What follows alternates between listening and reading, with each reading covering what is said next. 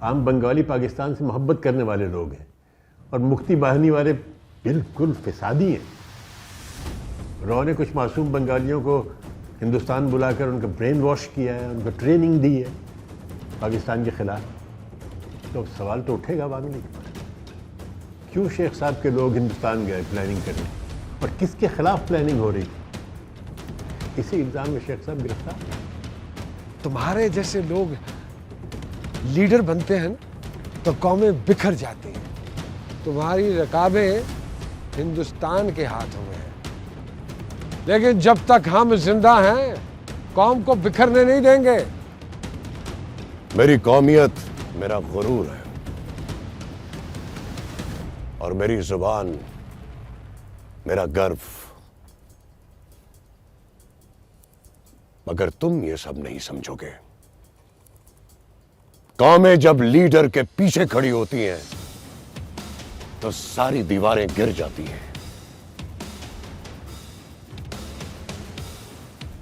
उर्दू जबान को बंगाली सरजमीन से निकाल दो और उर्दू प्रोफेसरों पे नजर रखो कि वो हमारी ब्रेन वॉशिंग न करें। ये हाथ देखे, डेकानों के हाथ हैं, और जब ये हाथ मट्टी में जाते हैं ना, मन्नो मट्टी तले, तभी मट्टी सोना बनती है।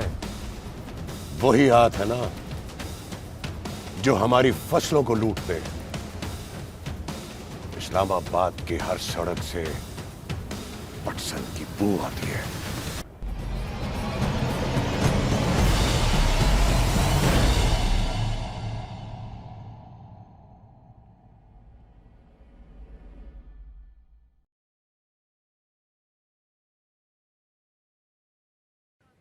आप सबको जश्न आज़ादी मुबारक। उम्मीद है आप इस जेल से सच्चे पाकिस्तानी बनकर निकलेंगे और कौम की खिदमत करेंगे। आज हमारे दरमियान दो अहम सियासी शख्सियात भी मौजूद हैं, पंजाब के निज़ामुद्दीन और बंगाल के शेख मुजीब। अगरचे ये आज की तकरीबात का हिस्सा नहीं है, लेकिन मेरे दिल में ख्याल आया कि मैं शेख मुजीब साहब को दावत दूं कि यहाँ तशरीफ़ लाएं और पाकिस्तान के कौमी तराने को उसी जज्बे से गाएं जिस जज्बे से आप तकरीर किया करते हैं। तशरीफ़ लाइए।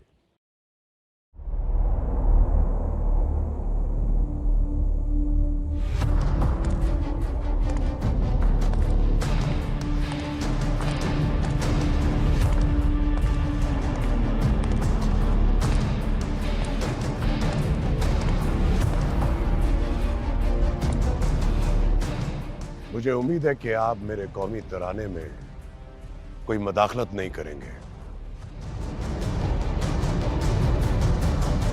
आज पाकिस्तान की आज़ादी का दिन है। इस दिन के एहतराम में कोई मुदाखलत नहीं करेगा। आप आज़ाद हैं इस हवाले से। Gentleman promise. प्रॉमिस।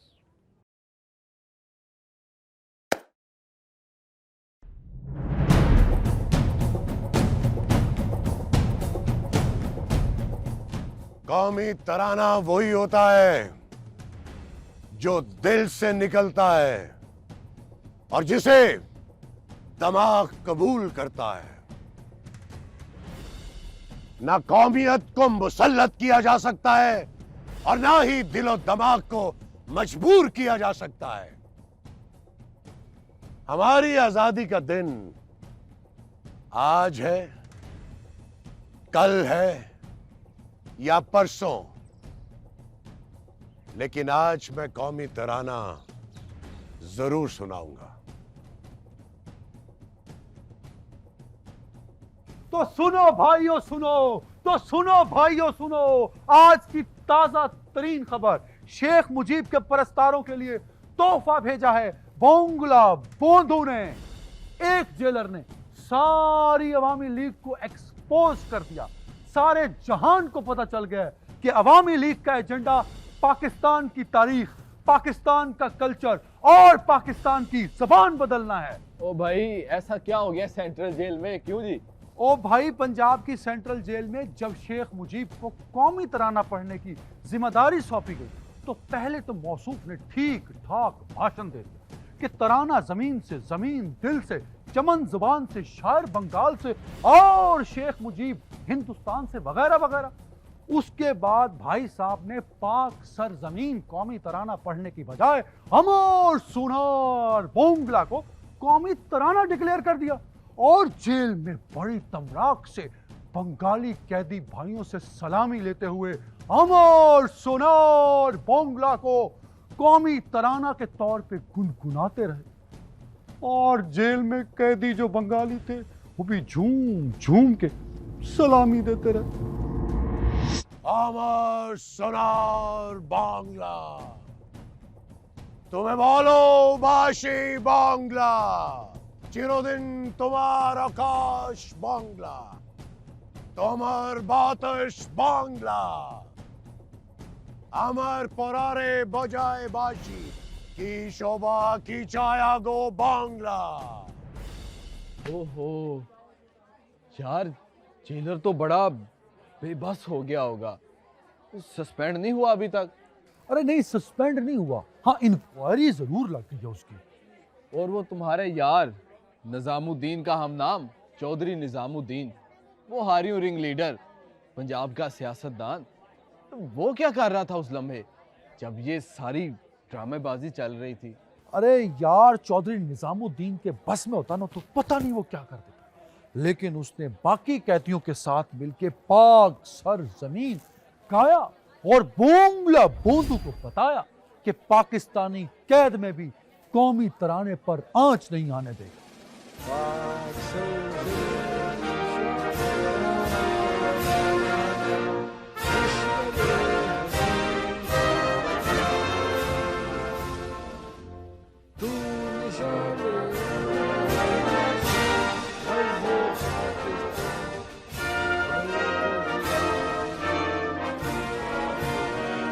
जेल के दोनों दीवार गूंज उठे पाक सर जमीन से और अपनी बाजी पलटता देख के शेख मुजीब पूरी पुलटून समेत मैदान से फरार हो गया।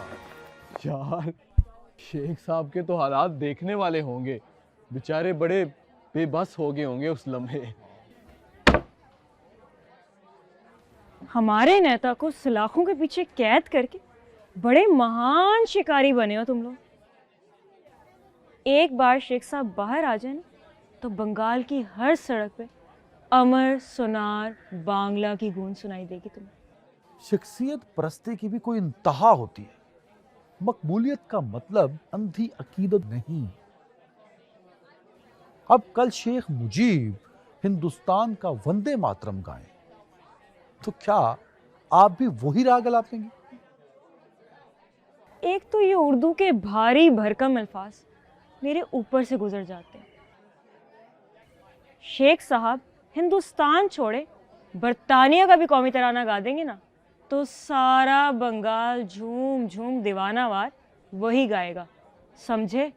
अरे सारा जी, झूम झूम गाए या दिमाग घूम घूम गाए, खैर आपकी कोई भी बात हमें बुरी नहीं लगती।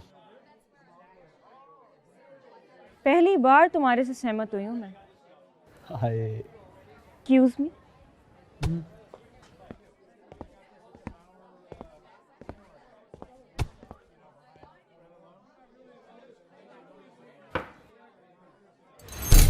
मगरबी पाकिस्तान वालों ने एक मुकदमा बना दिया बोंगला बोंदो पर। मुकदमा? कैसा मुकदमा? तो हुई ने कौमी तराने पर। वाह वाह, मगर ये हमारे लिए विन विन सिचुएशन होगा। वो कैसे? बंगाल के अखबारों में खबर लगवाओ कि मगरबी पाकिस्तान में गन पॉइंट पे बंगला बंधु ने बंगाल की लाज इस शान से रखी है कि हमारा कौमी तराना अमर सुनार बंगला को मगरबी पाकिस्तान की सरजमीन पर पड़ डाला। खबर लगवाओ ताकि बंगाल के जज्बात को इंतहाओं के लिए लेके जाएं। ढाका की यूनिवर्सिटी में स्ट्राइक की कॉल दे दी है। शेख मुजीब की रिहाई तक तमाम स्कूल, कॉलेज, यूनिवर्सिटियों में तालीम का काम सस्पेंडेड रहेगा। बढ़िया हो गया, बढ़िया हो गया। जी सर, मैंने अपने ज़राए से पता चलाया है कौमी तराने को लेकर शेख मुजीब पर कोई FIR दर्ज नहीं हुई। जी, ये अवामी लीग का प्रोपेगेंडा है सर।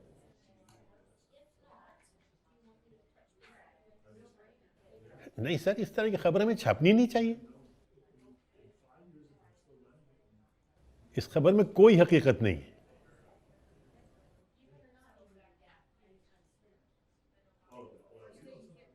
सर, अगर ऐसी खबरें लगानी है तो फिर ढाका रिपोर्टर का नाम तब्दील करके मुफ्ती बहानी रिपोर्टर या हिंदुस्तान टाइम्स रख देते।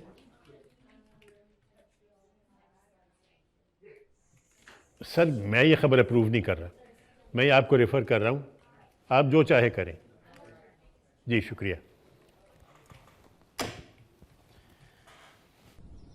शाला हम ढाका में होता तो अभी तक शेख साहब को रिहा करवा लेता। सरकार ने बड़ी खामोशी और फुर्ती से ट्रांसफर कर दिया शेख साहब को बंगाल से।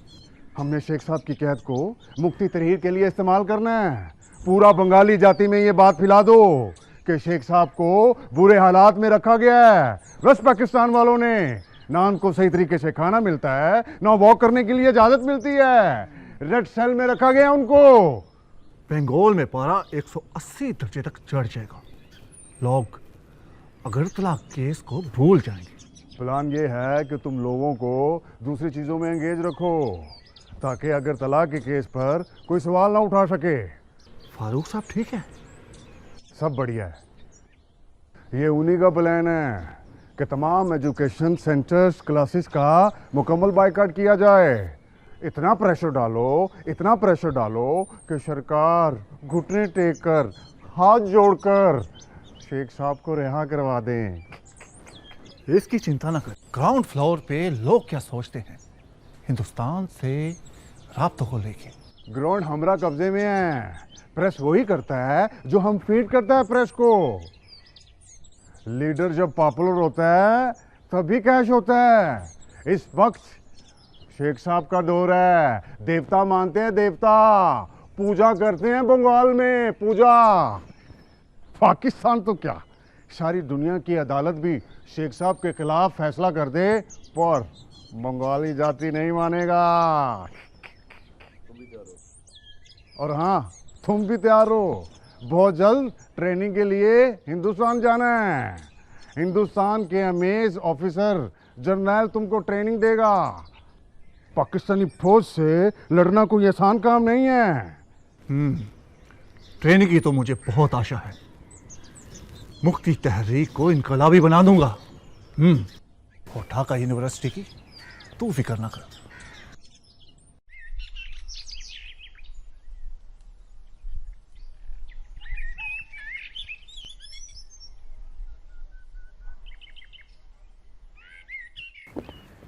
एक्सक्यूज मी, आप सर जाफरी की स्टूडेंट हैं? जी, कोई एतराज़ है आपको? अरे एतराज़ क्या, मैं तो इकरार के चक्कर में आया हूँ। इकरार? क्या मतलब? मतलब ये कि मैं सर जाफरी की क्लास पढ़ना चाहता हूँ। ऐसे तो पढ़ लें, इससे मसला क्या? अरे उस क्लास को तो शुरू हुए हफ्तों हो गए और आप उनकी खास स्टूडेंट हैं और उनके अखबार में भी काम करती हैं। प्लीज़ मेरी सिफारिश कर देना, प्लीज़। इसे फ्लर्ट करने का ना नहायत भोंडा अंदाज है आपका। इसी तरह कहें कि मैं आपको अच्छी लगती हूँ, आप मुझसे बात करना चाहते हैं और दोस्ती भी करना चाहते हैं। अरे वाह, आप तो दिल भी पढ़ लेती हैं। प्लीज़ मुझसे दोस्ती कर लेना, प्लीज़ प्लीज़। आपको मेरे बारे में ना पूरा मालूम नहीं है।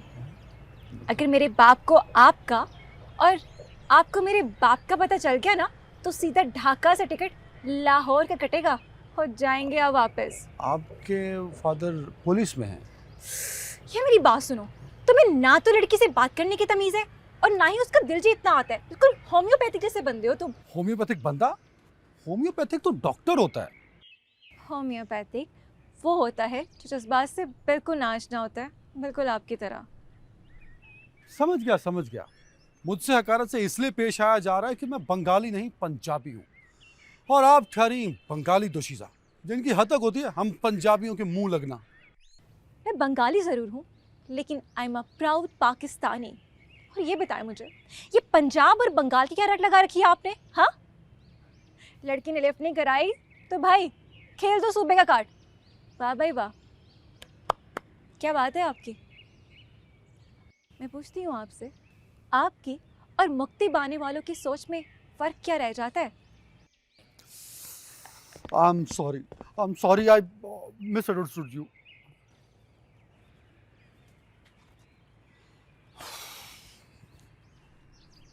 ये भी गई।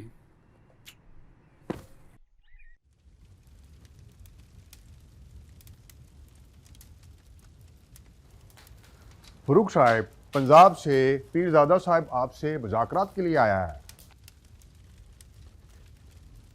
तो वेस्ट पाकिस्तान शेख मुजीब की रिहाई के लिए तैयार है? हाँ, तैयार तो हैं।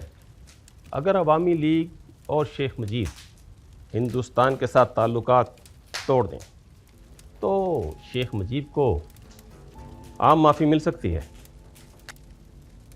हमारा हिंदुस्तान से क्या ताल्लुक है? हिंदुस्तान से आपका वही ताल्लुक है जो गंगा का जमुना के साथ है। आप सिर्फ दो नकात के ऊपर फोकस करें, सिर्फ दो नकात पर, शेख मुजीब की रिहाई और फौरी इलेक्शन। बाकी अवामी लीग सब कुछ खुद संभाल लेगी। अवामी लीग हिंदुस्तान की सैटेलाइट एजेंट है, और ये जो बंगाल में तूफ़ान बदतमीज़ी बर्पा कर रखा है नेशनलिज्म के नाम पर, इससे एक ही नुक्ता वाज़ेह होता है कि अवामी लीग और हिंदुस्तान के गठजोड़ से आप अलहदगी की बाकायदा मनसूबाबंदी कर रहे हैं। बंगाल की मासूम पब्लिक को बंगाली ज़ुबान और बंगाली नेशनलिज्म के सुनहरी ख्वाब दिखाना दरअसल हिंदुस्तान के अखंड भारत मंसूबे की भरपूर तैयारी है। इलेक्शन दरअसल ना आप चाहते हैं ना आपका मालिक हिंदुस्तान। हिंदुस्तान के हाथों में कठपुतली की तरह नाच रही है आपकी ये अवामी लीग। और इस पर यह मुतालबा कि इलेक्शन करवाओ, मुजीब को रिहा करो, ताकि सारा पाकिस्तान हिंदुस्तान की उसी गुलामी में चला जाए जिसमें अवामी लीग ने सारे बंगाल को भेजने का प्लान बनाया है। भाषण बहुत अच्छा देते हैं आप, दलाइल की भी कसरत है कसरत, मगर क्या करें, दलाइल की कुव्वत से ज़्यादा बंदूक की गोली होती है गोली। ये बंगाल में आपने अभी कुछ देखा ही नहीं, और हमने आपको अभी तक कुछ बंगाल में दिखाया ही नहीं। अगर शेख मुजीब रहा ना हुए और फौरन इलेक्शन ना हुए तो फिर अवामी लीग अमन की गारंटी नहीं देगी। और जहाँ तक बंगाल में अमन की बात है, वो तो अवामी लीग के भी हाथ में नहीं है। मुक्ति बानी बन चुकी है, उनके अपने मकासद हैं, हमारी पूरी हमदर्दी है, लेकिन हमारा उनसे कोई ताल्लुक नहीं।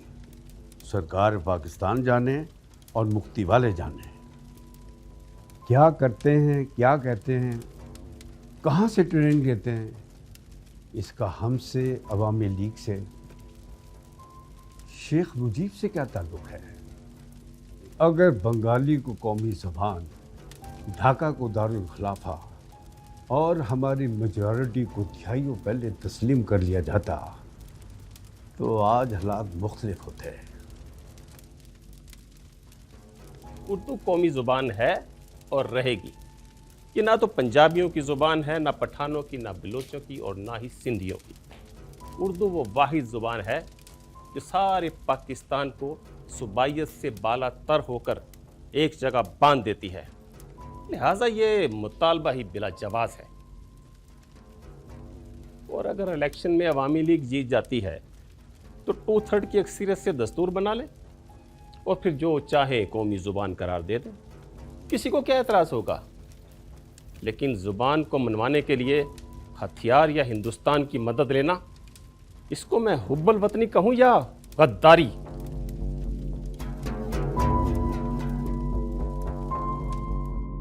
मेरे बाद किसको सताओगे, मेरे बाद किसको सताओगे, मुझे किस तरह से मिटाओगे, मुझे किस तरह से मिटाओगे, कहाँ जाके तीर चलाओगे, कहाँ जाके तीर चलाओगे, मेरी दोस्ती की बलाए लो, मुझे हाथ उठा कर दुआएं दो, तुम्हें एक कातिल बना दिया, तुम्हें एक कातिल बना दिया।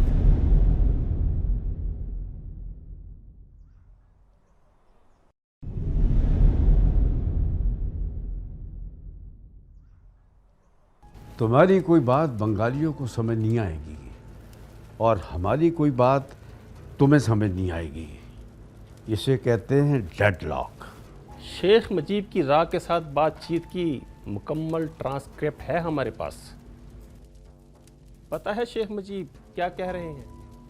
कहते हैं इलेक्शन जीतते ही LFO फाड़ दूंगा और बांग्लादेश बनाने का ऐलान कर दूंगा। क्या इन हालात में इलेक्शन होंगे? जितना जी चाहे ट्रांसक्रिप्ट ले आओ, बंगाल की आवाम तुम्हारी किसी बात पे यकीन नहीं करेगी। तुम्हारा कोई सबूत, तुम्हारा कोई सच यहाँ कारगर साबित नहीं होगा। तुम्हें यहाँ बंगाल में गलत ही समझा जाता है। शेख मुजीब खुद भी आकर पलटन मैदान में ये ऐलान कर दें कि वो हिंदुस्तान के एजेंट हैं, जनता फिर भी नहीं मानेगी।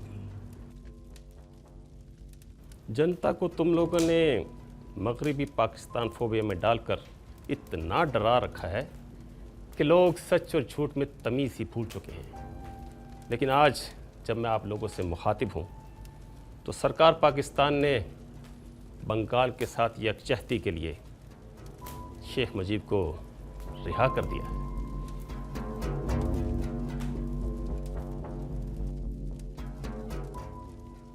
शेख मुजीब अब जेल की सलाखों में नहीं बल्कि महफिल मौसीकी में गज़लों से महजूज हो रहे हैं, और वो भी उर्दू गज़लों से। और हाँ, इलेक्शन कमीशन ने इलेक्शन की तारीख का ऐलान भी कर दिया है।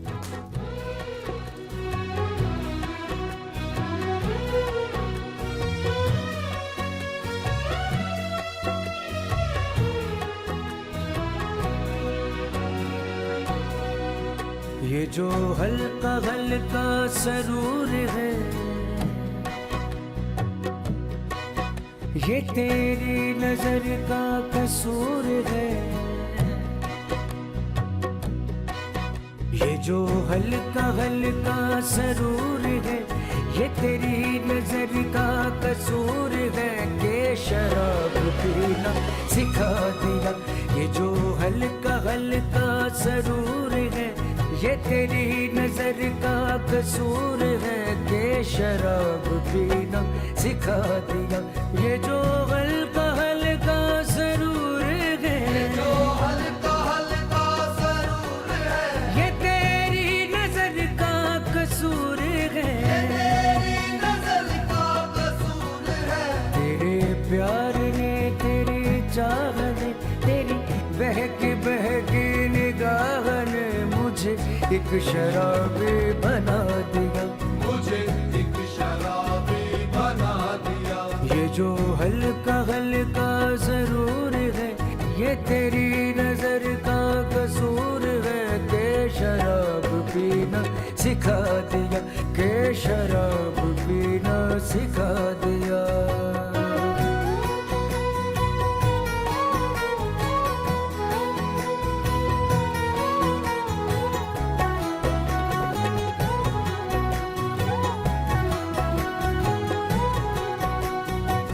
तो सकी हर तरह की तेरे मैं खाने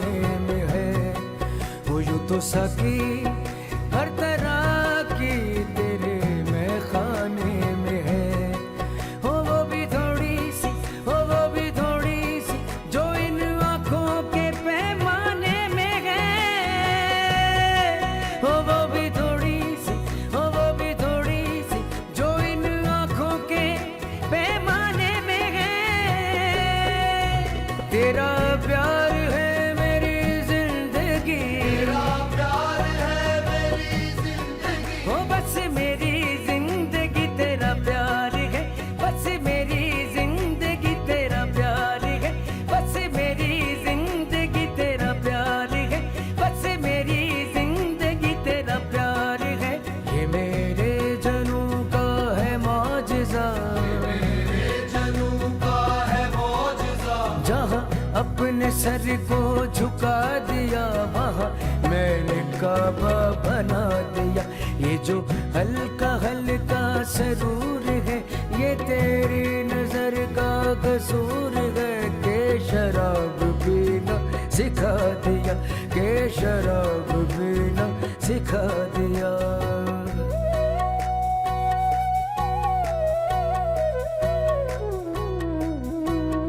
मेरे बाद किसको सताओगे, मेरे बाद किसको सताओगे। मुझे किस तरह से मिटाओगे, मुझे किस तरह से मिटाओगे।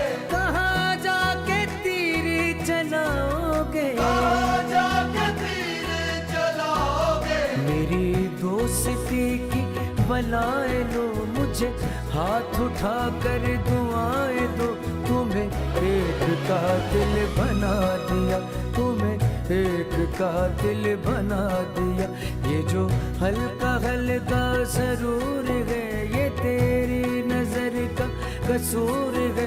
के शराब पीना सिखा दिया, ये जो हल्का हल्का सरूर है ये तेरी नजर का कसूर है। के शराब पीना सिखा दिया, के शराब पीना सिखा दिया, के शराब पीना सिखा दिया। ये जो हल्का हल्का सरूर है ये तेरी नजर का कसूर है। के शराब पीना सिखा दिया, के शराब पीना सिखा दिया, के शराब पीना सिखा दिया, के शराब पीना सिखा दिया।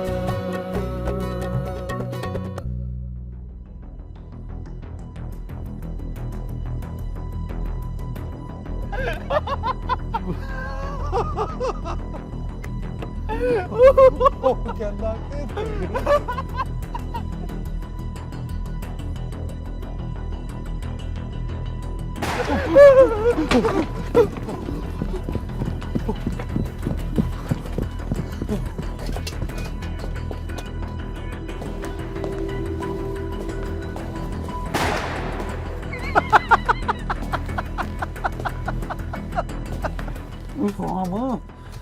कलमा पढ़ ला यार, लगता है हमारी मौत आ गई। मुझे तो लगता है कि दहशतगर्दों ने हमला कर दिया ढाका यूनिवर्सिटी में। इसमें ना छुप छुप एक में।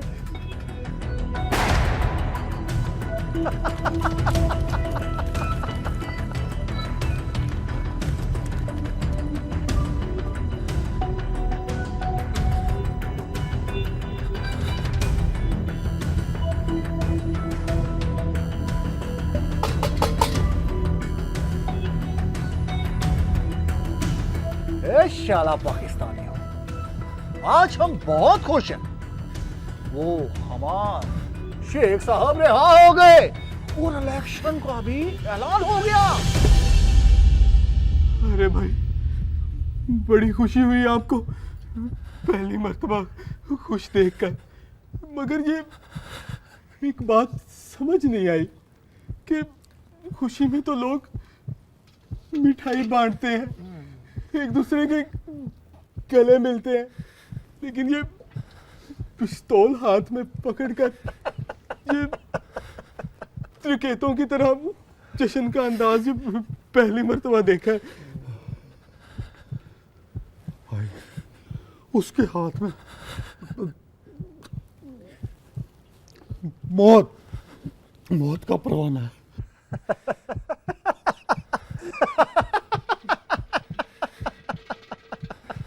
अबे ओ मेरे अंग्रेजी बाबू, तुम ना कमरे से ना निकला करो, चलो पैर मैले हो जाएंगे। तो बहुत नाजुक है, कोई पाँव में कांटा वांटा चुभ गया तो चलो एम्बुलेंस बुलाना पड़ेगा। और हाँ, यहाँ ढाका में बहुत तेज हवा चलती है, कोई साला उड़ उड़ ना जाना। आज तुम्हें और तुम्हार भाषा दोनों का माफी है। चल हमको कोई बढ़िया सा शेर सुनाओ। शेर? हाँ। कैसा शेर?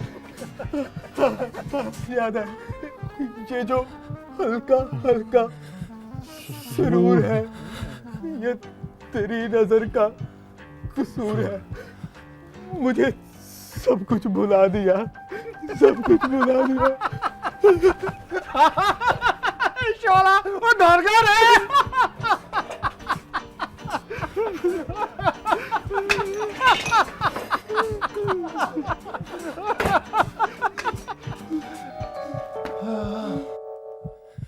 गुलफाम, आज पहली दफा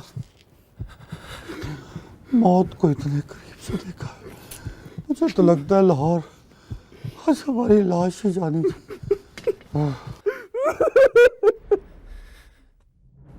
Elections have been announced. Now we have to make sure that our reporting is very balanced and unbiased. पता है मुझे, पैसों का मसला नहीं है, पर ये ढाका यूनिवर्सिटी वाले कहते हैं कि चंदे में दाखला नहीं होता।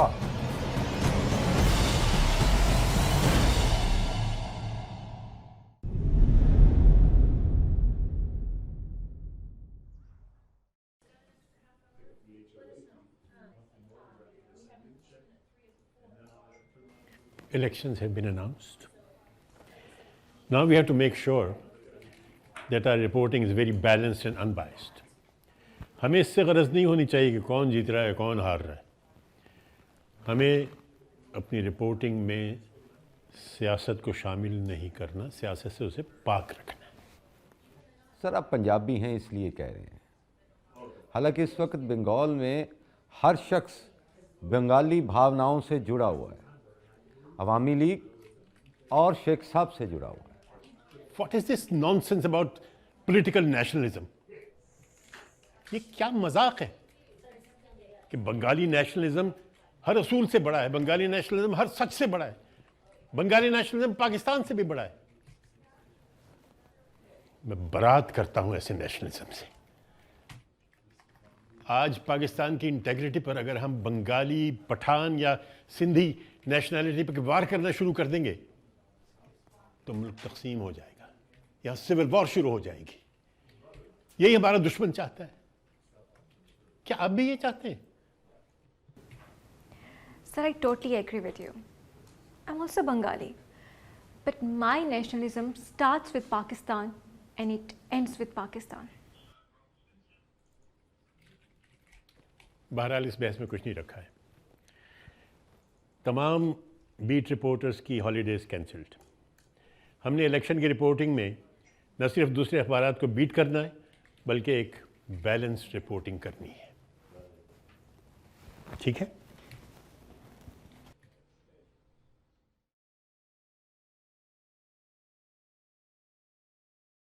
हमारा इलेक्शन कैंपेन इंदिरा जी की हुकूमत सपोर्ट कर रहा है। इंदिरा गांधी से इतने इम्प्रेस होने की जरूरत नहीं है, वो एक शातिर औरत है और साथ साथ नफ्सियाती मरीज़ा भी है। ये दूसरी क्वालिटी जो है वो हमारे लिए बहुत फ़ायदेमंद होगी। इंदिरा गांधी नफ्सियाती मरीज, वो कैसे साहब? वो आज तक भूल ही नहीं सकी किस तरह मिस्टर जिन्ना ने उनके पिता पंडित नेहरू के भारत के 2 टुकड़े कर दिए।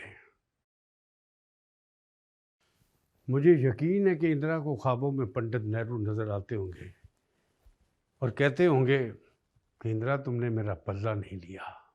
यार हिंदुस्तान हर लिहाज से पाकिस्तान से बड़ा है। भला इंदिरा जी को हमारी क्या जरूरत पाकिस्तान तोड़ने के लिए? ये काम तो इनका भारी भरकम सेना भी कर सकता है। हिंदुस्तान की भारी भरकम सेना को 62 में चाइना से और 1965 में पाकिस्तान से इतनी मार पड़ी कि उनका भारी भरकम बैलेंस आउट हो गया था। हिंदुस्तान ना जंग अकेले शुरू कर सकता है ना जीत सकता है। उनको हमारी ज़रूरत है और हमें उनकी। इलेक्शन का शेड्यूल आ गया? Yes sir. नेशनल असेंबली की 300 सीट्स में से ईस्ट पाकिस्तान की 162 सीट्स जबकि वेस्ट पाकिस्तान की 138। शेख साहब का हर जलसा एक दूसरे से बढ़कर हो रहा है। इलेक्शन हमारी मुट्ठी में है। अवामी लीग ईस्ट पाकिस्तान में स्वीप करेगी। सर ये भुट्टो की पीपल्स पार्टी का क्या होगा? वेस्ट पाकिस्तान की किसी सियासतदान की दाल बंगाल में नहीं गलेगी। 6 पॉइंट्स की बुनियाद पर लड़े जाने वाला ये इलेक्शन हम जीत कर बांग्लादेश भी जीत जाएंगे।